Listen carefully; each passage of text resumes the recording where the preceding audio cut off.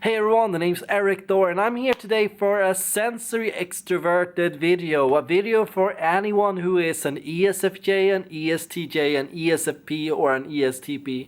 Because these types need to be understood better and they are currently not very understood. I feel like the descriptions of the ESFJ and the ESTJ are kind of off. And overall, I find that they have a lot of similarities between with the ESFPs and the ESTPs. So let's talk about these similarities. Let's talk about what these types have in common. And that is, of course, sensory extroversion. Not extroverted sensing, but sensory extroversion. And that is the ability to kind of, no matter where you go, create a stage.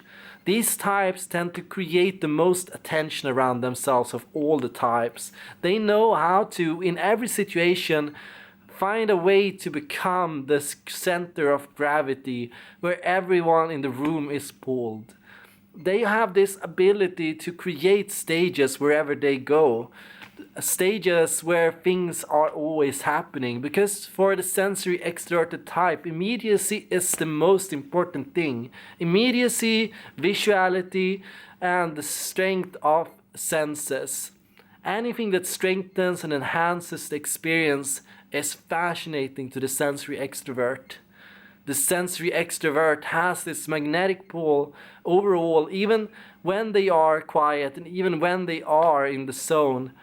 People tend to find themselves drawn to these types. And what is so interesting about these sensory extroverted types, I call them the scouts. I tend to say that they have a lot of life intelligence. Scouts with nature or at least life intelligence. And that's like this understanding of the environment and the room you're in. I could even call it room intelligence now that today we don't really live in nature that much. Room intelligence in the sense of understanding what the most important thing in every situation is. This is the best situation, this is the best intelligence to have in a crisis, I think. Because it allows you to really, in a situation, know what is the most important thing, the most practical, the most important thing to deal with, really. Sensory extroverts are in many ways scouts because of their being of their exploration tendency, their ability to take on the environment as it is, to structure and organize and understand it. These are types that tend to gravitate the most towards what they know the most. The more familiar a sensory extrovert is with something, the more interested they become in it. Compared to an intuitive extrovert who the more new something is, the more interesting that is to an intuitive extrovert.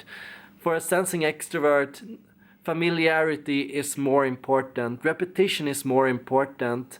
Being able to know and truly understand something, not just the quick glance of it, not just the abstraction of it, but the actual thing. Being able to understand someone's every line in the face, being able to understand someone's every color and glance, being able to understand the song's every vibration, being able to know every single tune or part of a story.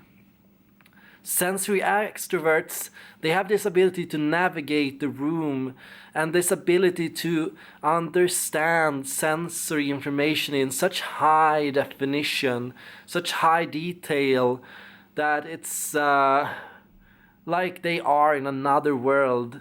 To them, red, the color red is not just red, it's redness, like it's an extreme experience of red.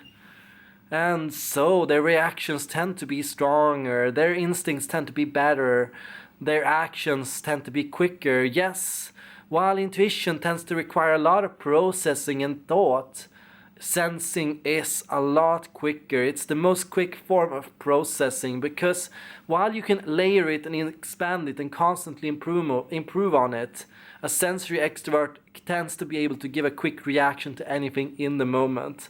It's hard to take these types off guard because they are always on guard. That's all for now. If you enjoyed this video, if you are an ESFJ, feel free to leave your comment down below and share your story. How is it like to be an ESFJ? For you, what is it like to be an ESTJ? Share your comments, and I hope you enjoyed this video. Thank you all for watching.